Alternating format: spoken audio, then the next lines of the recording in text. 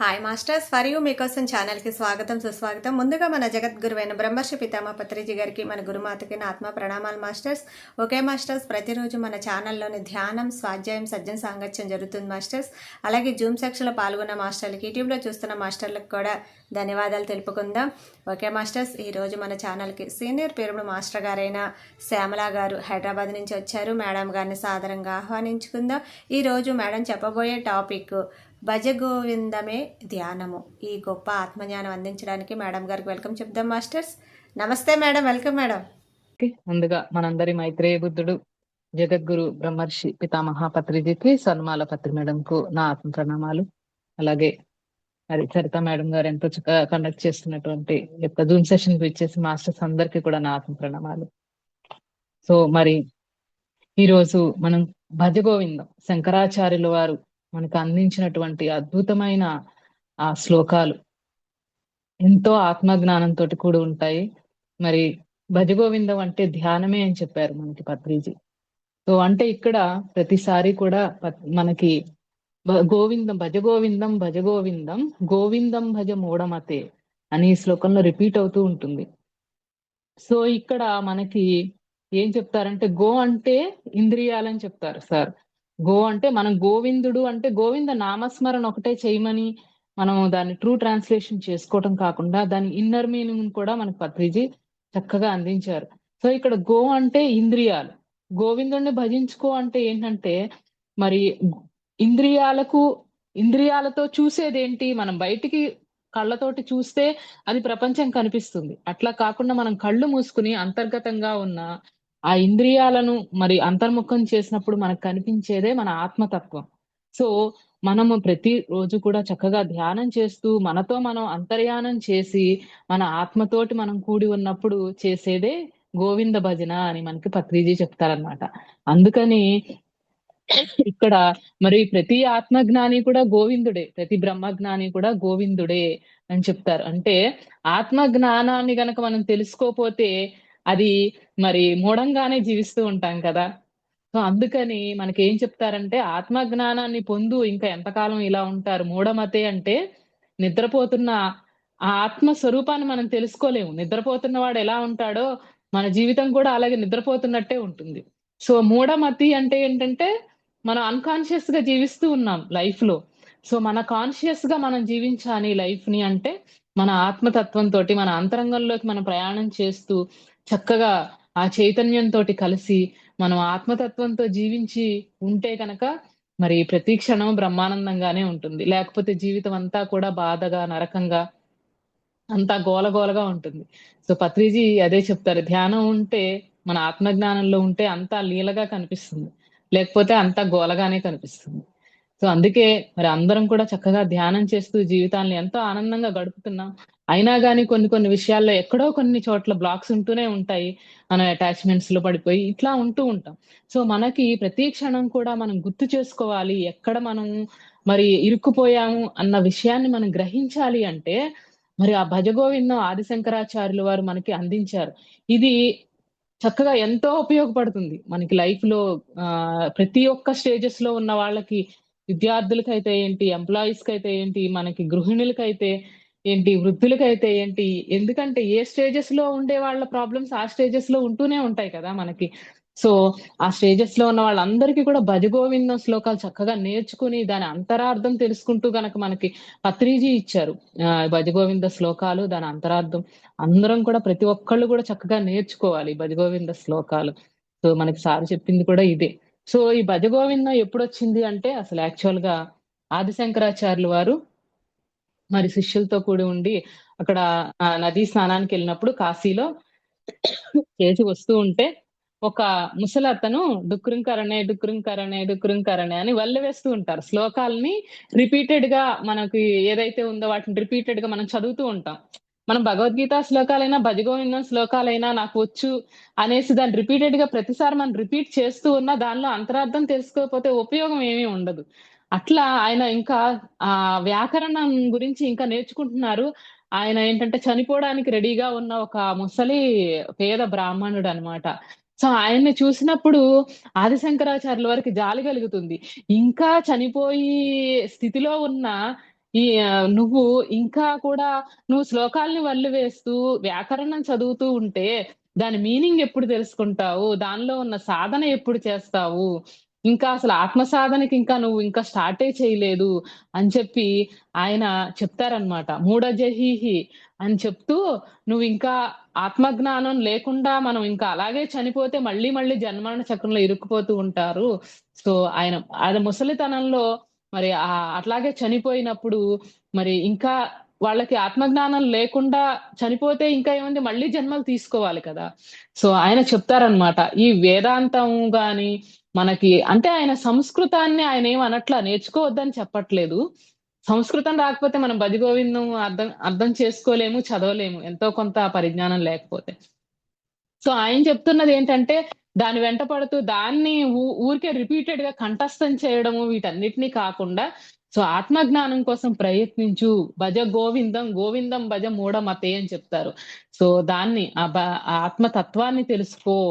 మరి అది తెలుసుకోకుండా ఇవన్నీ కూడా నువ్వు చనిపోయే క్షణంలో అవన్నీ రావు కదా! మనకు అనుభవ జ్ఞానమే మనతో వస్తుంది గానీ, మిగతా ఏది మనతో రాదు. మనం తీసుకెళ్ళలేము. ఏదైతే మనం సాధన ద్వారా తెలుసుకునే ఆత్మకెప్పుడు గూడా అనుభవం కావాలి. సో, మనతో పాటు మనతో వచ్చేది ఏది అంటే ఆత్మ ఆ స మొత్తం ఆ సమీకరించుకున్న ఆత్మ జ్ఞానం ఏదైతే ఉందో అదే నీతో వస్తుంది. అలాగే నీతో సంపద గాని, మరి నీ బంధుమిత్రులు గాని వీళ్ళెవ్వరు రారు. అలాగే మనం ప్రాపంచిక చదువులు మనకిక్కడ ప్రాపంచిక విద్యలు మనకిక్కడ వరకే పనికొస్తాయి గానీ, మనకక్కడ ఇవన్నీ పనికిరావు. సో, ప్రాపంచిక విద్యలు ధనాన్ని కూర్చుకోవడానికి మనం వీటి ఫిజికల్‌కి సంబంధించిన వాటన్నిటిని గురించి నేర్చుకోవడానికి మనకు యూజ్ అవుతుంది. కానీ ఆత్మకి కావాల్సింది మాత్రం ఆధ్యాత్మిక విద్య, ఆత్మ విద్యనే ఇంపార్టెంట్. సో, అక్కడ మనకు చెప్తున్నదేంటంటే ఇవన్నీ నీతో రావు కనుక నువ్వు ఆత్మ జ్ఞానాన్ని పొందు అనే చెప్తున్నారు. సో, మరి చక్కగా అందరం కూడా మరి ధ్యానం చేశారు ఇప్పటి వరకు. మరి శ్లోకం యొక్క అంతరార్థం కూడా తెలుసుకుందాము. ముందు భజగోవిందం చక్కగా కనెక్ట్ అయ్యి మనం హాయిగా కూర్చొని, మరి చక్కగా శిరస్సుకాసనంలో కూర్చొని, మరి ఆ భజగోవింద శ్లోకాల్ని ఒకసారి అన్నీ కూడా మనం 31 శ్లోకాలుంటాయి. అందరూ ధ్యాన స్థితిలో వింటూ ఉందాము. ఆ తర్వాత మళ్ళీ ఒక 20 నిమిషాలు ఏం చెప్పారు అనేది మనం అర్థం చేసుకుందాం. ఒక్కొక్క శ్లోకం పాడి మళ్ళీ దాన్ని అంతరార్థం కంటే ఒక్కసారి మొత్తం అన్ని చక్కగా ఎలాగో ధ్యాన స్థితిలో ఉన్నారు గనుక అందరూ చక్కగా ధ్యానం చేసుకుంటూ, మరి వాటిని వింటూ ఆదిశంకరాచార్యులు ఏం చెప్పారు? ఎందుకంటే ఆయన యొక్క ఉన్నత చైతన్యంతోటి నిర్వాణ షట్కం చెప్పినా, సౌందర్యలహరి చెప్పినా, దక్షిణామూర్తి స్తోత్రం చెప్పినా, ఏది చెప్పినా ఆ యొక్క ఆ స్థితిలో ఉంటే గాని తత్వాన్ని వివరించలేరు. సాక్షాత్తు శివుడి స్థితిలో ఉంటే గాని శివోహం అర్థం అవ్వదు. నేను శివుడిని అని అర్థం చేసుకోవాలంటే ఆయన నిర్వాణ షట్కంలో అన్ని చెప్పారు అంటే నేను మరి కనిపించేవేవి నేను కాదు. నేను శివోహం అని చెప్పింది అన్నారు అంటే ఆయన ఆ హయ్యర్ కాన్షియస్ తోటి కంప్లీట్‌గా కనెక్ట్ అయ్యి చెప్పి ఉన్నారు గనక ఆ యొక్క శ్లోకాల్లో చాలా పవర్ ఉంటుంది ప్రతి ఒక్క దానిలోను. సో, మనం దాన్ని ఒకసారి కనెక్ట్ అవుతూ చక్కగా ధ్యాన స్థితిలో కూర్చొని అలా వింటూ ఉందాం. అర్థమైనంత వరకు అర్థమవుతుంది. లేనిది మిగతా అంతా కూడా మళ్ళీ నెక్స్ట్ 15 మినిట్స్‌లో మనంతా ప్రతీదీ చెప్పుకుందాం.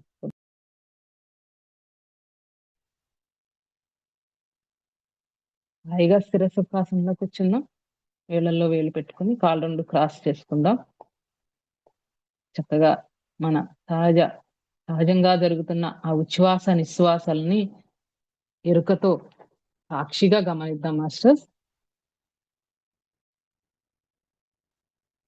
సో, మోహముద్గరం అని కూడా అంటారు భజగోవిందాన్ని. ఎందుకంటే అది మనలో ఉన్న మోహము అటాచ్‌మెంట్స్ ఏవైతే ఉన్నాయో వాటినన్నిటిని కూడా మరి తొలగించి వేస్తుంది అని చెప్పడానికి మనకి ఈ భజగోవిందం శ్లోకాల్ని మోహముద్గరం అని కూడా అంటారు.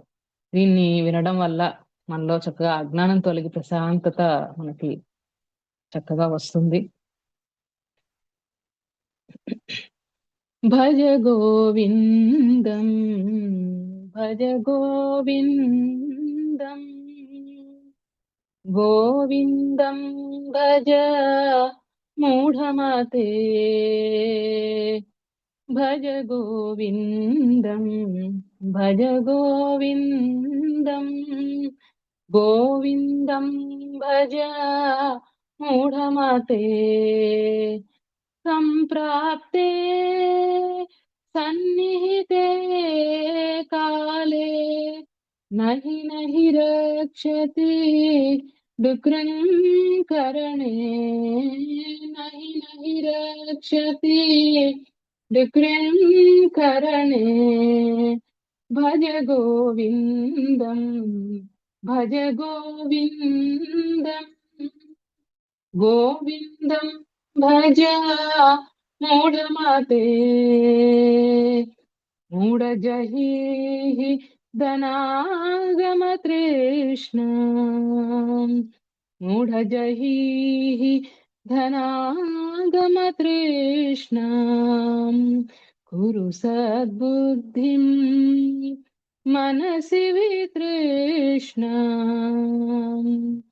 यल्लभसे निज कर्मोपातम् यल्लभसे निज कर्मोपातम् वित्तं ते उदयचेतम् भज गोविन्दम् भज गोविन्दम् गोविन्दं भज मूढमते सम्प्राप्ते सन्निहिते काले नहि नहि रक्षति डिकृङ्करणे नहि नहि रक्षति डिकृङ्करणे नारीस्तनभर नाभिदेशम् दृष्ट्वा मागमोहावेशम् ये तन्मांस वसादिविकारम् मनसि विचिन्तय वारं वारम् भज गोविन्दम् भज गोविन्दम् गोविन्दं भज मूढमते नलिनीदलगत जलमति तरलम् तद्वज्जीवितम् अतिशय चपलम् विधिव्याध्यभि अनुग्रस्तम् लोकं शोकहतं च समस्तम् भज गोविन्दम् भज गोविन्दम् गोविन्दं भज मूढमते यावद्वित्तोपार्जनसक्तः सावन्निज परिवारो रक्तः पश्चाज्जीवति जज्जरदे पश्चाज्जीवति जज्जरदे वार्तां कोऽपि न पृच्छति गेहे वार्तां कोऽपि न पृच्छति गेहे भज गोविन्दम् भज गोविन्दम् गोविन्दं भज मूढमते सम्प्राप्ते सन्निहिते काले नहि नहि रक्षति डिकृङ्करणे नहि नहि रक्षति डिकृङ्करणे यावत् पवनो निवसति देहे तावत् रुच्यति कुशलं गेहे गतवति वायौ देहापाये गतवति वायौ देहापाये भार्या बिभ्यति तस्मिन् काये भार्याभिभ्यति तस्मिन् काये भज गोविन्दम् भज गोविन्दम् गोविन्दं भज मूढमते बालस्तावा क्रीडासक्तः तरुणिस्तावा तरुणीसक्तः वृद्धस्तावा चिन्तासक्तः वृद्धस्तावा चिन्तासक्तः परमे ब्रह्मणि कोऽपि न सक्तः परमे ब्रह्मणि कोऽपि न सक्तः भज गोविन्दम् भज गोविन्दम् गोविन्दं भज मूढमते कान्ते कान्तकस्ते पुत्रः संसारोऽयमतीव विचित्रः कस्य त्वं कः कुतायतः कस्य त्वं कः कुतायतः तत्त्वं चिन्तया तदिह भ्रातः तत्त्वं चिन्तया तदिह भ्रातः भज गोविन्दम् भज गोविन्दम् गोविन्दं भज मूढमते सम्प्राप्ते सन्निहिते काले नहि रक्षति विक्रङ्करणे नहि रक्षति विक्रङ्करणे तत्सङ्गत्वे निसङ्गत्वम् निसङ्गत्वे निर्मोहत्वम् निर्मोहत्वे निश्चलतत्वम् निश्चलतत्वे जीवन्मुक्तिः निश्चलतत्वे जीवन्मुक्तिः भज गोविन्दम् भज गोविन्दम् गोविन्दं भज मूढमते वयसि गते कः कामविकारः शुष्के नीरे कः कासारः क्षीणे वित्ते कः परिवारः ज्ञाते तत्त्वे कः संसारः ज्ञाते तत्त्वे कः संसारः भज गोविन्दम् भज गोविन्दम् गोविन्दं भज मूढमते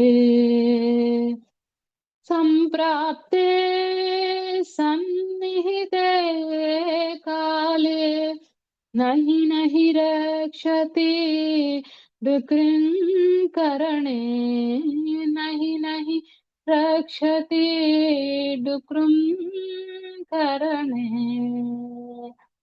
मा कुरु धनजन यौवनगर्वम् हरति निमेषात् कालः सर्वम् मा कुरु धनजन यौवनगर्वम् हरति निमेषात् कालः सर्वम् मायामयमिदम् अखिलं हित्वा మాయామయమిదం అఖిలం హిత్వా బ్రహ్మపదం త్వం ప్రవిశ వేదేత్వా బ్రహ్మపదం త్వం ప్రవిశ వేదేత్వా భజ గోవిందం భజ గోవిందం గోవిందం భజ మూఢమతే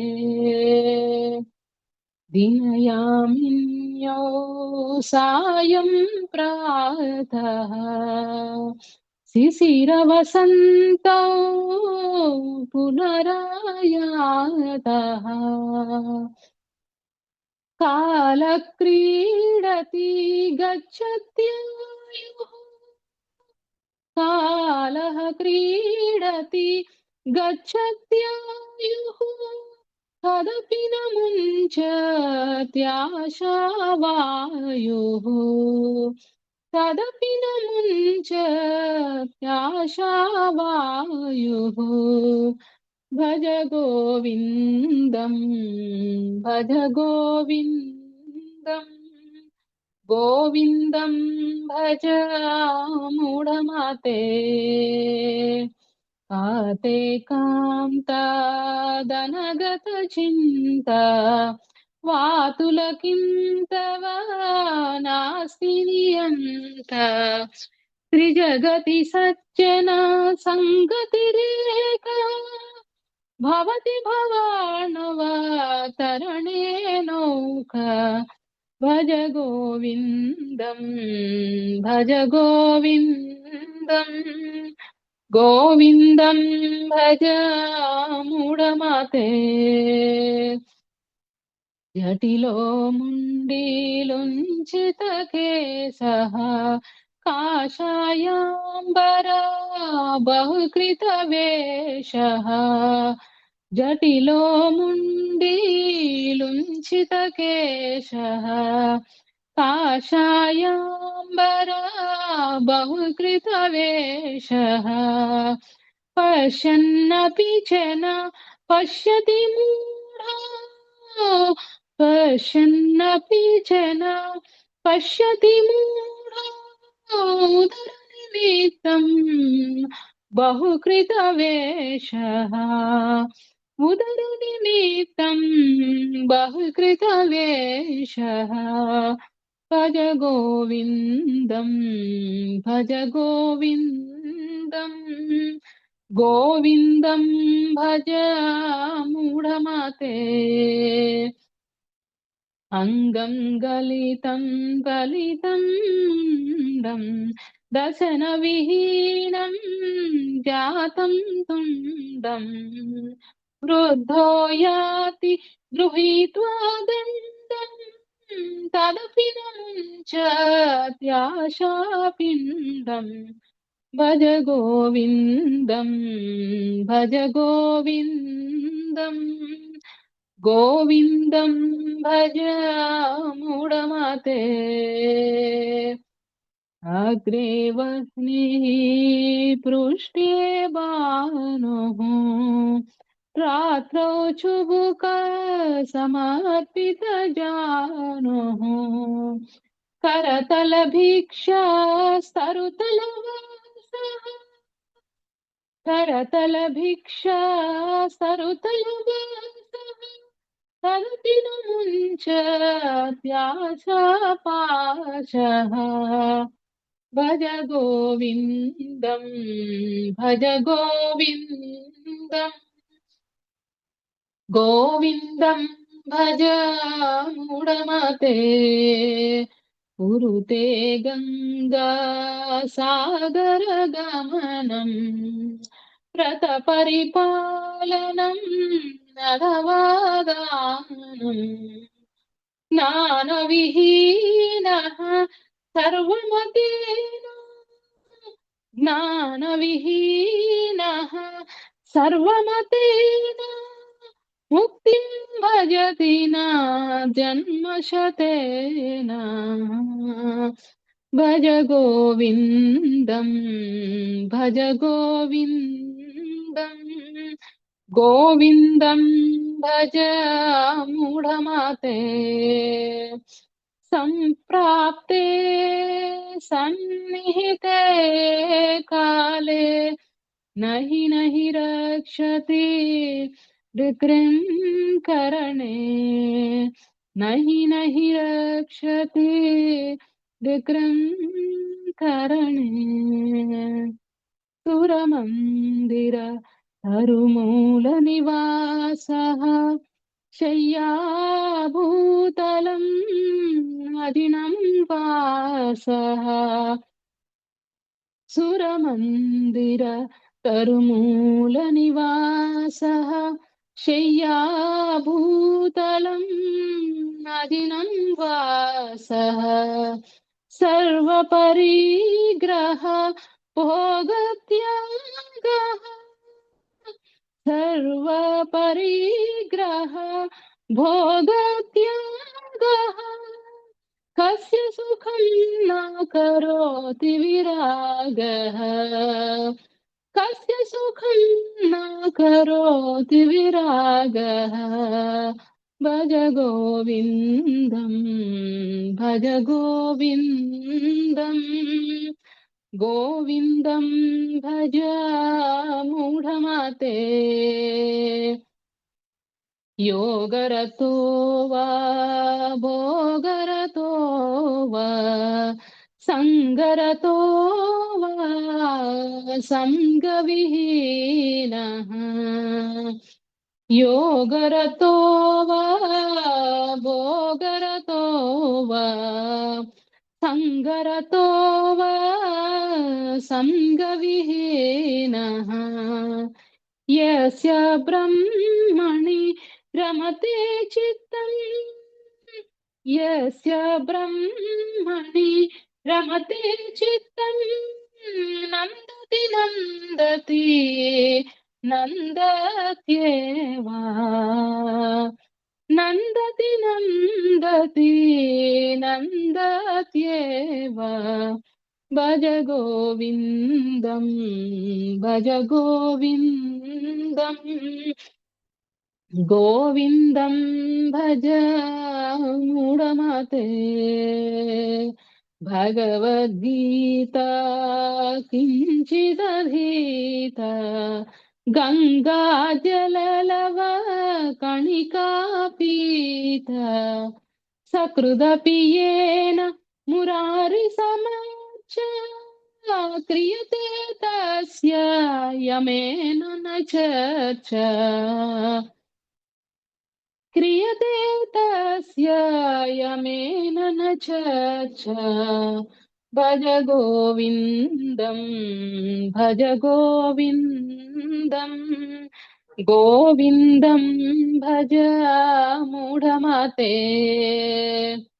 पुनरपि जननं पुनरपि मरणम् पुनरपि जननं पुनरपि मरणम् पुनरपि जननी जठरे शयनम् इह संसारे बहुदुस्तारे इह संसारे बहुदुस्तारे कृपया पारे पाहि मुरारे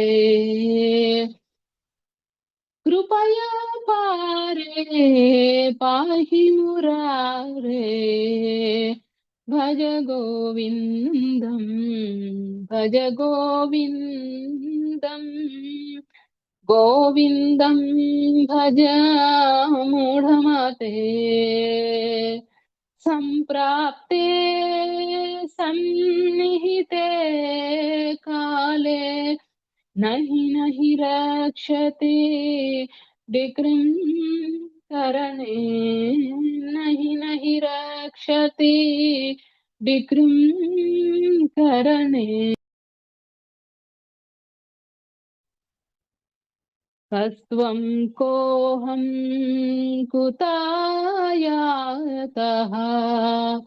कामे जननी को मे तातः इति परिभावय सर्वमसारम् इति परिभावय सर्वमसारम् विश्वं त्यक्त्वा स्वप्नविचारम् विश्वं त्यक्त्वा स्वप्नविचारम् भज गोविन्दम् भज गोविन्दम् गोविन्दं भज मूढमते रथ्याचर्पट विरचितगन्धः पुण्या पुण्या विवर्जितबन्धः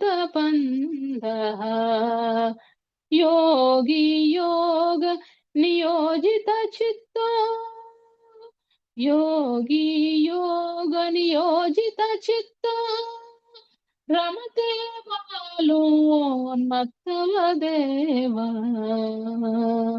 भज गोविन्दम् भज गोविन्दम्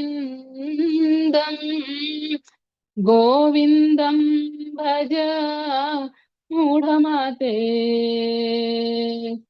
त्वयि मयि चान्यत्र विष्णुः व्यर्थं कुप्यसि मय्यसहिष्णुः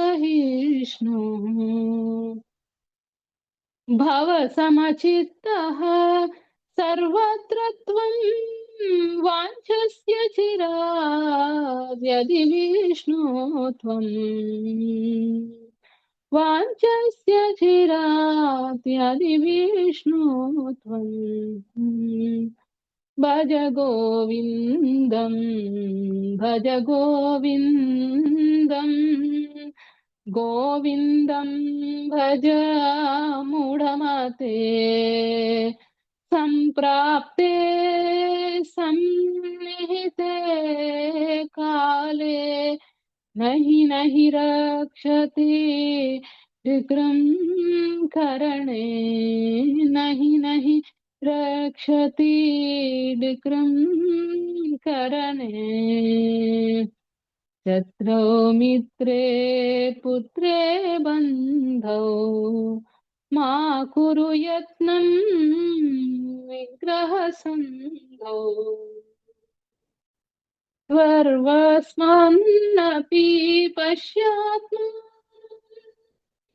सर्वस्मिन्नपि पश्यात्मानं सर्वत्र सृज भेदाज्ञानम् सर्वत्र सृज भेदाज्ञानम् भज गोविन्दम् भज गोविन्दम् गोविन्दं भज मूढमते सम्प्राप्ते सन्निहिते काले नहि रक्षति विक्रम करणे नहि रक्षति विक्रम करणे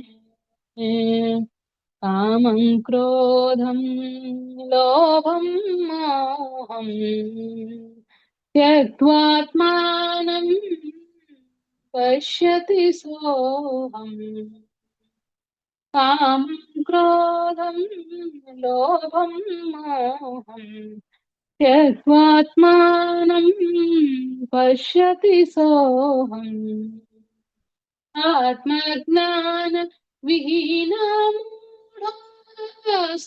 पच्यन्ते नरकनिगूढाः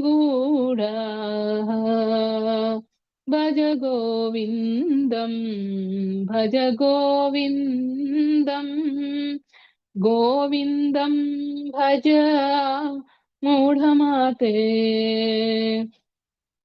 सम्प्राप्ते सन्निहिते काले नहि रक्षति विक्रम करणे नहि रक्षति विक्रम करणे गेयं गीता नाम सहस्रम् ध्येयं श्रीपतिरूपमजस्रम् गेयं गीता नाम सहस्रम् ध्येयं श्रीपतिरूपमजस्रम् ज्ञेयं सज्जना सङ्गे चित्तम् ध्येयं दीनजनाय च वित्तम् ध्येयं दीनजनाय च वित्तम् भज गोविन्दं भज गोविन्दम् गोविन्दं भज मूढमते भज गोविन्दं भज गोविन्दं गोविन्दं भज मूढमते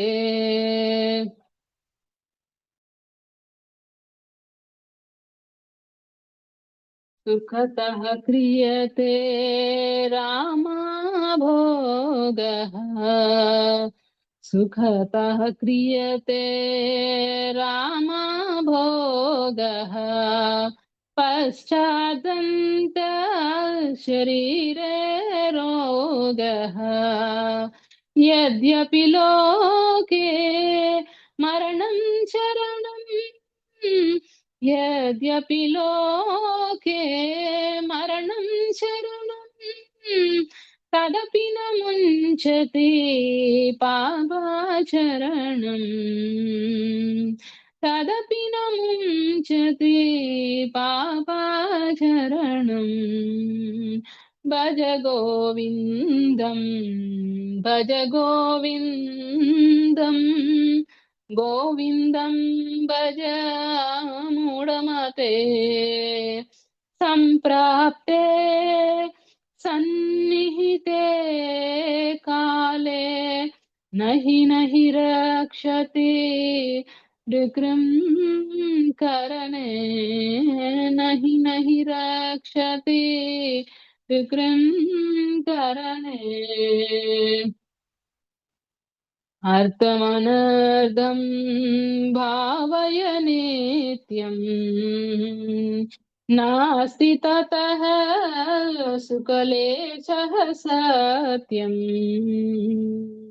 अर्थमनर्थं भावय नित्यम् नास्ति ततः सुखलेशः सत्यम् पुत्रादपि धनाभाजां भीतिः पुत्रादपि धनाभाजां भीतिः सर्वत्रैषा विहिता रीतिः सर्वत्रैषा विहिता रीतिः भज गोविन्दं भज गोविन्दं गोविन्दं भज मूढमते मूढजहिः धनागमतृष्णा कुरु सद्बुद्धिं मनसि वितृष्णा यल्लभसे निज कर्मोपात्तं वित्तं ते चेतम् भज गोविन्दं भज गोविन्दं गोविन्दं भज मूढमते प्राणायामं प्रत्याहारम् प्राणायामं प्रत्याहारम् नित्यानित्य विवेकविचारम् जाप्य समेत समाधिविधानम् పూర్వవధానం మహదవధానం పూర్వవధానం మహదవధానం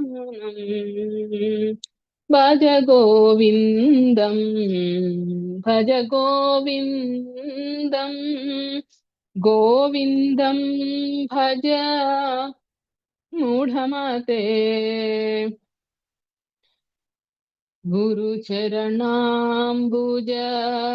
నిర్భర భక్త సంసారాదచిరాత్ భవముక్త గురుచరణాంబుజ నిర్భర భక్త సంసారాదచిరాత్ భవముక్తః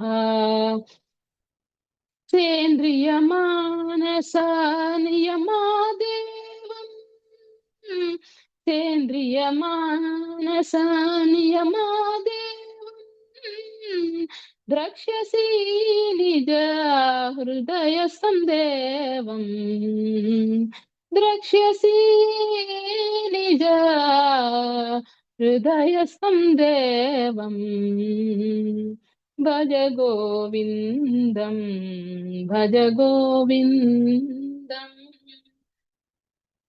గోవిందం భజ మూఢమతే సంప్రాప్తే సన్నిహితే కాలే నహి నహి రక్షతి కరణే నహి నహి రక్షతి కరణే భజ గోవిందం భజ గోవిందం గోవిందం భజ మూఢమతే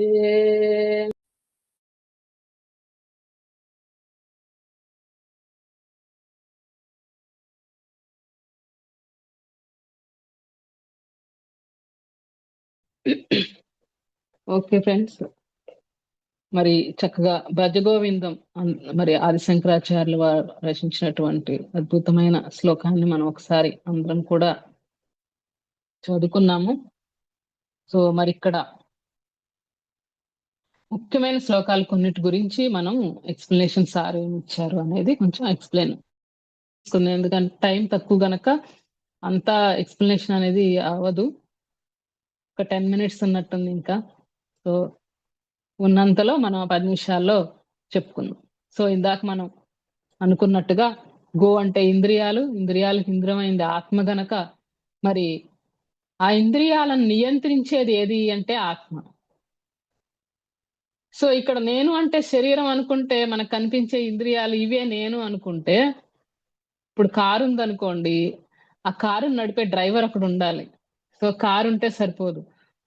సో ఇక్కడ మనం కారు అనుకుంటే లోపల మన రథ సారథి ఎవరున్నారు అంటే మన చైతన్యం, ఆత్మ ఏదైతే ఉందో అది లోపల ఉండబట్టే, ఆత్మతో ఉండబట్టే, ఆత్మ ఉండబట్టే శరీరంలో మనం నడవగలుగుతున్నాం, చూడగలుగుతున్నాం. ఇవన్నీ కూడా మనకి కిటికీలు లాంటివి కళ్ళు ఇవన్నీ. కానీ దాని లోపల నుంచి చూసేవాడు అక్కడ ఉండాలి కదా. కళ్ళు అనేవి ఒక సాధనం. మనకు ఇంద్రియాలతో ఇవన్నీ చేస్తున్నాము అంటే కాళ్ళతోటి చేతులతోటి నడుస్తున్నాము, పని చేస్తున్నాము, మాట్లాడటానికి ఇది ఒక మనకి నోరు ఉంది, కానీ లోపల మాట్లాడించేవాడు ఇంకొకడు ఉన్నాడు, చూసేవాడు ఒకడు ఉన్నాడు. కిటికీ ఉంటే సరిపోదు కదా, కిటికీ వెనకాల చూడబడేది ఒకడు ఉండాలి, చూసేవాడు ఒకడు ఉండాలి. సో నా కళ్ళు ఉండగా నేను జస్ట్ ఉన్నాయని చూడటం కాదు, లోపల ఆత్మ ఉంటేనే. ఎందుకంటే శవానికి కూడా కళ్ళు ఉంటాయి కానీ చూడలేదు, ఎందుకంటే ఆత్మ శరీరం నుంచి బయటకు వెళ్ళిపోయింది. సో ఇక్కడ దేహం వేరు, దేహి వేరు. ఇప్పుడు ఆ శంకరాచార్యులు వారు చెప్తుంది ఏంటంటే దేహము దేహి. సో ఇక్కడ దేహం ఏదైతే ఉందో ఆ కళ్ళు, చెవులు, ముక్కు, నోరు ఇవన్నీ కార్ అనుకుంటే మనం ఒక చక్కగా దాంట్లో యాక్సెసరీస్ అన్ని అమర్చి మనకి గేరు, క్లచ్, ఇవన్నీ మిర్రర్స్ ఇవన్నీ ఎలా ఉన్నాయి, శరీరం అలాంటి. కానీ లోపల డ్రైవర్ ఎవరైతే ఉన్నారో అది మనల్ని నడిపించే డ్రైవర్, మన శరీరాన్ని నడిపించేది ఆత్మ. సో ఇక్కడ దేహము వేరు, దేహి చైతన్యం వేరు. సో చైతన్యమే మనం నడిపిస్తుంది. సో ఇక్కడ మన శరీరాలు చాలా వస్తూ ఉంటాయి, పోతూ ఉంటాయి. అది ఎలాంటిదంటే మనం రోజు వేసుకునే బట్టలు లాంటివి. సో ఈ రోజు ఇది వేసుకున్నా రేపు ఇంకోటి వేసుకుంటాం. అలాగే లోపల చైతన్యం ఏదైతే ఉందో, ఆత్మ ఏదైతే ఉందో అది రకరకాల శరీరాలను తీసుకుంటూ ఉంటుంది. ఎన్నో శరీరాలను తీసుకొని దాంట్లో ఎంతో మనము ఆ యొక్క శరీరం ఉపకరణం ద్వారా మనం ఎన్నో అనుభవాల్ని గడిస్తూ నెమ్మదిగా ఆత్మ చైతన్య స్థాయిల పరిణామ క్రమంలో ఎవల్యూట్ అవుతూ ఉంటుంది. ఎలా అయితే మనం పుట్టినప్పుడు చిన్న పిల్లవాడుగా ఈ తినడం, పడుకోవడం ఇంక తప్పితే మనకేం తెలీదు. పాలు తాగడం, నిద్రపోవడం, ఏడవడం. సో అట్లాగే మరి తర్వాత పెద్దయ్యే కొద్దీ కొంచెం పెరుగుతాము. మరి స్కూలుకెళ్తాము. ఇవన్నీ జరుగుతాయి. కొంచెం కొంచెం నేర్చుకుంటాం. సో అలాగే ఆత్మ దశలు కూడా ఏంటంటే ముందు జంతు జన్మలు మనం ఖనిజ సామ్రాజ్యం ఇవన్నీ మనకు తెలుసు. ఈ వృక్ష సామ్రాజ్యం వీరి నుంచి వచ్చిన కొత్తగా వచ్చిన ఆత్మ ఏంటంటే ఆహ్, రోటీ కపడా మకాన్ తినడం, పడుకోవడం, ఈ సంసారం, పిల్లలు ఇవి తప్పితే ఇంకా వేరే ఏమీ తెలీదు. అట్లా కొన్ని రోజులు తమో గుణంలో ఉండి తర్వాత నుంచి రజో గుణంలోకొచ్చి నేర్చుకోవాలనే తపన పెరుగుతుంది. ఊరికే తినటం, పడుకోవడమేనా కానీ ఇంకా ఏదో నేర్చుకోవాలి నేను కొంత అని ఎలా అయితే స్కూలుకి పిల్లాడెళ్తాడో అలా స్కూలుకెళ్ళి నేర్చుకోవడం స్టార్ట్ చేసినట్టుగా మళ్ళీ భూలోకానికి ఆత్మ వచ్చి శరీరాన్ని తీసుకొని మరి క్లాస్‌లో బాగా చదువుకోవాలి. ఫస్ట్ రావాలి నేను అందరి చేత నా చేత అందరూ నన్ను గుర్తించాలి. నాకు ప్రైజులు రావాలి అని ఎలా అయితే కోరుకుంటుందో పిల్లాడు చదువుకునేటప్పుడు, అలాగా ఆత్మ కూడా ఆ రజోగుణంలో ఉండి ఎన్నో నేర్చుకుంటూ మరి ఆహ్, ఆహ్, కీర్తి కోసం, ప్రతిష్ట కోసం, మరి డబ్బుల కోసం వీటన్నిటిని మళ్ళీ కాలేజ్‌కెళ్తే అక్కడ కూడా అంతే గదా! మనం నేర్చుకుంటాము. మనకి ఒక లైఫ్ సెట్ అవ్వాలి. అందరిలో గుర్తించబడాలి. సమాజంలో మనకి గుర్తింపు రావాలి. సో ఇవన్నీ గూడా మన ఈ శరీరం తీసుకొని మనం వచ్చినప్పుడు ఇవల్యూట్ అవుతే ఎలా అయితే వస్తామో, వీటినన్నిటిని కూడా మనం శరీరం ఏదైతే ఉందో ఆ దశలు మారుతున్నాయి. చిన్నప్పుడు నేను అలా ఉన్నట్టుగా అదే సైజులో నేను ఉండిపోను. మళ్ళీ పెరుగుతాను. సో తర్వాత పెరుగుతాను. మళ్ళీ మధ్య వయస్కులం అవుతాము. తర్వాత జుట్టు నెరిసిపోతుంది. తర్వాత మళ్ళీ వృద్ధాప్యంలోకొచ్చాక నడుము వంగిపోతుంది.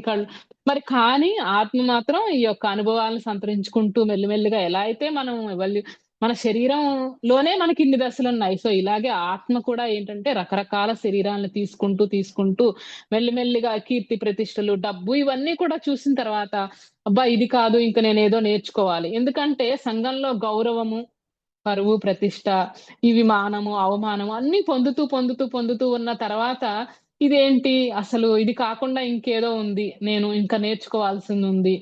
సో, ఎందుకంటే రకరకాలుగా సంతోషాల్ని, దుఃఖాల్ని, మానము, అవమానం అన్నీ పొందుతూ దీని బియాండ్ దట్ ఏదుందో చూసుకోవాలి అన్నప్పుడు, తెలుసుకోవాలి అన్నప్పుడు మెల్లిమెల్లిగా ఆధ్యాత్మికంలోకి ప్రవేశించటం. అలాగే మరి సమాజానికి ఉపయోగపడాలని, సేవ చేయాలనుకోవడం. సో, అది కూడా ఏంటంటే మనకి పుణ్యం వస్తుంది. ఇంకా ఆ యొక్క భావనలో సేవ చేయడం ఇవన్నీ చేస్తారు పుణ్యం కోసం. కానీ అది కూడా దాటి మెల్లిమెల్లిగా ధ్యాన సాధనలోకి రావడం జరుగుతుంది. వృద్ధాత్మలన్నీ కూడా మరి అసలు ఆత్మతత్వం గురించి తెలుసుకోవాలి. ఈ సృష్టి గురించి తెలుసుకోవాలి. బ్రహ్మజ్ఞానం తెలుసుకోవాలి. ఆత్మజ్ఞానం తెలుసుకోవాలి అని ఎప్పుడైతే వచ్చి మరి ధ్యాన సాధన చేస్తూ మరి చక్కగా వృద్ధాత్మలన్నీ కూడా మరి చక్కగా విముక్త ఆత్మల నుంచి మరి చక్కగా మరి కో క్రియేటర్స్‌గా మారడం అనేది జరుగుతుంది. సో, ఇదంతా యొక్క మన ఆత్మ పరిణామ క్రమం అన్నమాట.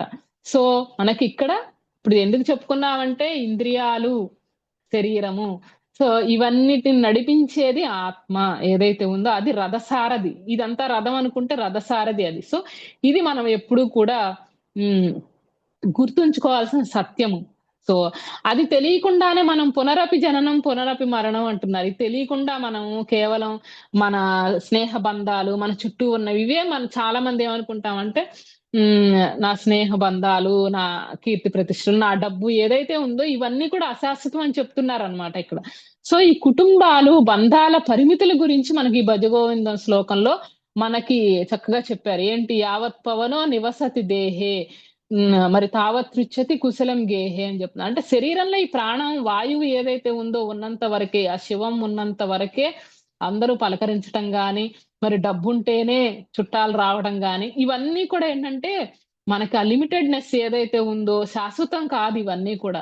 మనకు శాశ్వతమైంది ఏది ఇక్కడ వచ్చిపోతూ ఉన్న ఆత్మ శాశ్వతమైంది. దేహాలు శాశ్వతం కాదు గనక మరి అక్కడ దాన్ని గురించి చింతన చెయ్యి. మూఢమతే ఇంకా అలా పడుకొని నిద్రపోతూ ఆత్మపరంగా నిద్రపోతూ ఉండమాక.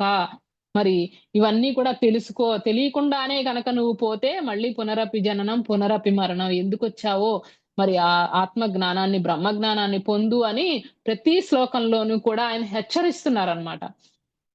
భజ గోవిందం, భజ గోవిందం, గోవిందం భజ మూఢమతే అని మనకి అది ఆయన చక్కగా చెప్తున్నారు. అలాగే మరి వయస్సు, కాలం గురించి కూడా చెప్తున్నారు. ఎట్లా అంటే మరి చిన్న పిల్లలప్పుడేమో ఆటలతోటి సరిపోతుంది. మరి పెద్దయిన తర్వాతేమో వృద్ధాప్యంలోనేమో అన్ని బాధలు, శారీరకంగా కూర్చోలేరు, నుంచోలేరు, నడుము నొప్పులు, ఒళ్ళు నొప్పులు ఇంకేం చేయగలుగుతారు?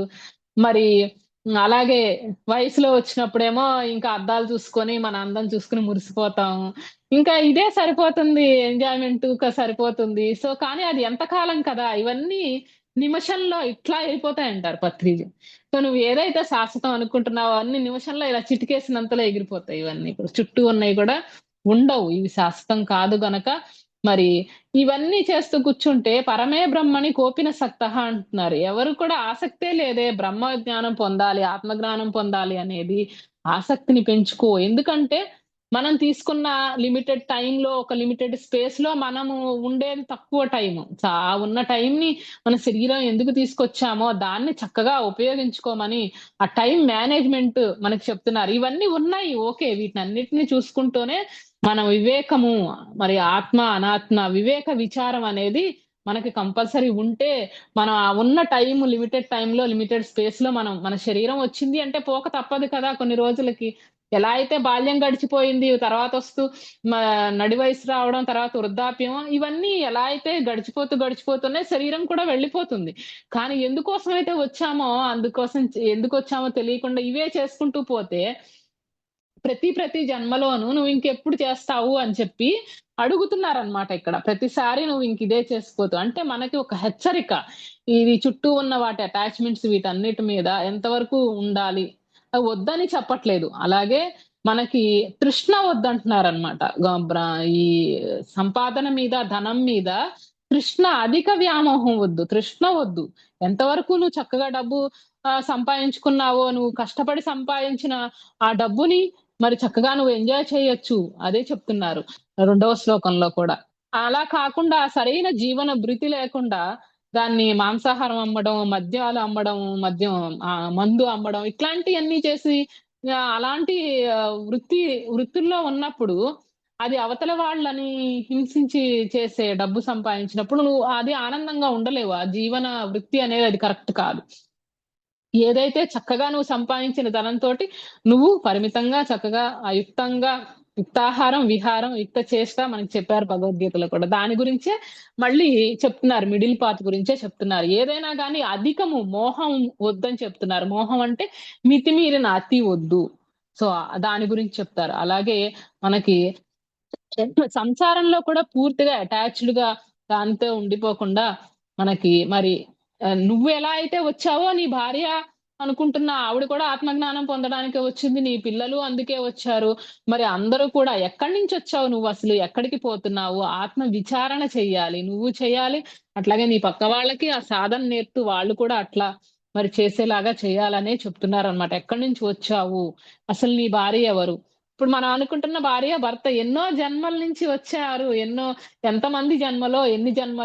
జన్మల్లో ఎంతమంది భార్యలో, ఎంతమంది పిల్లలో, ఎంతమంది తల్లిలో, తండ్రిలో. అందుకే పత్రిజీ మనకేం చెప్తారు, వన్స్ బాడీ వెకేట్ చేసి మనం వెళ్ళిపోయిన తర్వాత, అక్కడ ఎవ్వరు కూడా మనకి సంబంధం అందరూ మిత్రత్వంలో ఉంటారే తప్పితే అక్కడ భార్య, భర్త ఇవన్నీ ఏమి ఉండవు ఆత్మపరంగా. సో, అట్లాగా మనం ఇక్కడ ఉండగానే గనక మనం తెలుసుకొని అట్లా హ్యాపీగా గనక లైఫ్ లీడ్ చేసినట్టయితే ఎందుకైతే వచ్చాం మన ఆత్మ జ్ఞానంలో మనం జీవించి బ్రహ్మజ్ఞానాన్ని కూడా మనం పొంది మరి ఆత్మ విముక్త దశలో చక్కగా మరి వచ్చినందుకు పని ఆయారాం గయారాం కాకుండా వచ్చిన పని నెరవేర్చుకుని వెళ్తాము. విశ్వ కళ్యాణం కూడా చేయగలుగుతాం. సో, అట్లాగే మరి వయస్సు మళ్ళిన తర్వాత నువ్వు ఏమీ చేయలేవు. సో, అప్పుడు మనకు సహకరించదు. చాలా మంది ఏమనుకుంటారంటే రిటైర్ అయిపోయిన తర్వాత బాధ్యతలన్నీ తీరిపోయిన తర్వాత అప్పుడు నెమ్మదిగా స్టార్ట్ చేద్దాం ఆధ్యాత్మికత. అప్పుడు గాని ఇప్పటి నుంచి ఎందుకని అనుకుంటారు. కానీ అది కరెక్ట్ కాదు. సో, మరి అప్పుడు ఏమి చేయలేము. మనం ఇది సహకరించదు శరీరము. సో, మరి చిన్నప్పటి నుంచే కూడా చక్కగా అలా చేసుకోవాలని చెప్తారు. అలాగే మా కురు ధనజన యవ్వన గర్వం అని ఆ శ్లోకంలో గర్వం వద్దని చెప్తారు. ఎందుకంటే ఈ బలము, యవ్వనము ఇవన్నీ కూడా మరి కాలం ఒక్క క్షణంలో హరించి వేస్తుంది. వాటన్నిటిని తుడిచిపెట్టేస్తుంది గనక ఇదంతా మరి మాయ అని చెప్తారు. మాయ అంటే ఇప్పుడు ఉండి తర్వాత ఉండంది. ఇప్పుడు మనకి ఉంది. ఈ అంతకుముందు బాల్యం ఉంది. ఈ బాల్యం లేదు ఇప్పుడు. తర్వాత మనం శైశవంలోకొచ్చిన శైశవం నుంచి బాల్యం, బాల్యంలో నుంచి మరి యవ్వనం వచ్చింది. అది లేదు, వెళ్ళిపోయింది. మూవ్ ఆన్ అయిపోయింది. దీంట్లోకొచ్చేసాం. అలాగే వృద్ధాప్యంలోకొస్తాము. తర్వాత యవ్వనం ఉండదు. సో, ఇవి కొంతకాలం ఉండి పోయేవన్నమాట. సో, అది మాయ అని చెప్తున్నారు. ఏదైతే ఉందో దాన్ని నువ్వు గ్రహించమని చెప్తున్నారనమాట. ఉన్న తత్వాన్ని గ్రహించి బ్రహ్మజ్ఞానాన్ని పొందు అని చెప్తారనమాట. ఈ శ్లోకం అంతా కూడా మనకి చక్కగా 31 శ్లోకాల్లోని ఆయన హెచ్చరిస్తున్నారనమాట. ప్రతి ఒక్క దాంట్లో కూడా. మరి ప్రాబ్లమ్స్ అన్నీ చెప్పారు. మరి సొల్యూషన్ ఏంటి? అంటే ముక్తికి చక్కగా టెక్నిక్ మనకు చెప్తున్నారు. సత్సంగత్వే నిస్సంగత్వం, నిస్సంగత్వే నిర్మోహత్వం, నిర్మోహత్వే నిశ్చలతత్వం, నిశ్చలతత్వే జీవన్ముక్తి అని చెప్తున్నారు. అంటే మనం చక్కగా మంచి వాళ్ళతోటి, సత్యం తెలిసిన వాళ్ళతోటి సాంగత్యం చేస్తే నిస్సంగత్వం వస్తుంది. అంటే వ్యామోహం లేకుండా ఉండే శక్తి వస్తుంది. అది ఊరికే మోహాల్లో పడకుండా ఆ సజ్జన సాంగత్యంలో ఉంటే. అంటే ఆ స్నేహం చక్కగా మనకి మోహరాహిత్యాన్ని, నిశ్చలమైన మనసుని, చివరికి ముక్తిని కూడా ప్రసాదిస్తుంది సజ్జన సాంగత్యము. సో మరి అని చక్కగా అదొక సొల్యూషన్ చెప్పారు. మనకు అలాగే ఇంకొకటి జీవితం యొక్క అస్థిరత గురించి మనకి నళిని దళగత జలమతి తరళం అని అంటే ఏంటంటే ఇక్కడ మనకి అంటే తామరాకు మీద ఉన్న నూటి బొట్టు ఎలా అయితే ఉంటుందో స్థిరం లేకుండా అటు ఇటు ఇటు అటు కదులుతూ ఉంటుంది. అస్థిరంగా ఉంటుందన్నమాట. అలాగే మన జీవితం కూడా అస్థిరంగా ఉంటుంది. ఎప్పుడు రోగాలో ఏది ఇప్పుడు బాగున్నా అంటే బాగున్నారంటే ఏంటో బాగున్నామో తెలీదు, బాగోలేదో తెలీదు. కాసేపు బాగున్నట్టుంటుంది, కాసేపు బాగోనట్టుంటుంది. సో అట్లాగా చపలంగా ఉంటూ ఉంటుంది, చంచలంగా ఉంటూ ఉంటుంది. కాసేపు సంతోషము, కాసేపు దుఃఖము, కాసేపు మానము, కాసేపు డ్యూయల్టీస్ లో ఉంటూ ఉంటాం కదా. అదే ఆయన చంచలం అని చెప్తున్నారనమాట. సో రోగాలు, అహంకారం వీటన్నిటితో నిండి ఉండే ఉపయోగం ఏముంది కదా! అది అస్థిరం కనుక అది గ్రహించమని జెప్తారు. అలాగే శరీరం అస్థిరత గురించి చెప్తారు. మరి అలాగే చక్కగా భగవద్గీత కించిదధీత అని జెప్తారు. భగవద్గీత చదువు, సజ్జన సాంగత్యం చెయ్యి. అంటే ఇక్కడ మళ్ళీ మనకి ధ్యానము, భజగోవిందము, భగవద్గీత ఇవన్నీ కూడా చదువుతూ అంటే స్వాధ్యాయము, సత్సంగత్వమే నిస్సంగత్వం అని జెప్తున్నారు. సజ్జన సంగతి సంగతి రేఖ భవతి భవానవ తరణే నౌక అంటారు. ఈ సంసారం అనే నౌకని దాటాలి అంటే సజ్జన సాంగత్యం చేయమని చెప్తారు. సో ఇక్కడ మళ్ళీ మనకి పత్రిజీ అందించిన త్రిరత్నాలు ఏదైతే ఉన్నాయో ధ్యానము, స్వాధ్యాయము, సజ్జన సాంగత్యం చక్కగా ఈ మూడిటి ద్వారా మరి మనం ఎప్పటికప్పుడు చక్కగా ఒక ట్రాక్ లో ఉంటాం అన్నమాట. ఇప్పుడు ఏమవుతుందంటే ఒక నిప్పు కణిక ఉందనుకోండి, అది చల్లారిపోయిన తర్వాత మళ్ళీ వెలిగించలేము. కానీ అది ఎప్పుడు ఆ మంటలో ఉంటే చక్కగా అది రగులుతూ ఉంటుంది. అట్లాగే ఈ ధ్యాన అగ్నిలో ఉంటూ సజ్జన సాంగత్యంలో చక్కగా ధ్యానము, స్వాధ్యాయంలో ఉన్నప్పుడు మనకది ఆరిపోకుండా మనలో ఉన్న తృష్ణ మనలో ఉన్న ఆత్మజ్ఞాన తృష్ణ ఏదైతే ఉందో అది మనకి వచ్చినది పని ఎప్పుడు కూడా మనకు గుర్తు చేస్తూ ఉంటుంది. అలా కాకుండా సజ్జన సాంగత్యం వదిలేసి, ధ్యానం వదిలి, స్వాధ్యాయం వదిలేసి ఒక వారం రోజులు చేసి చూడండి బాబోయ్! నమస్కారం అనిపిస్తుంది. మళ్ళీ దీంట్లోకే వస్తాం. సో అట్లాగా ఎప్పటికప్పుడు మనం ఈ మూడిటి ద్వారా త్రిరత్నాల ద్వారా మనం ఆత్మ జ్ఞానాన్ని మేల్కొల్పుకుంటూ చక్కగా ఆ యొక్క స్థితిలో ఉండడానికి ఉపయోగపడుతుందనే మనకి ప్రాబ్లమ్స్ ఏమేమున్నాయి, దానికి సొల్యూషన్ ఏంటి అనేది కూడా చక్కగా ఇవన్నీ ఎక్స్‌ప్లనేషన్ చాలా ఇస్తారు.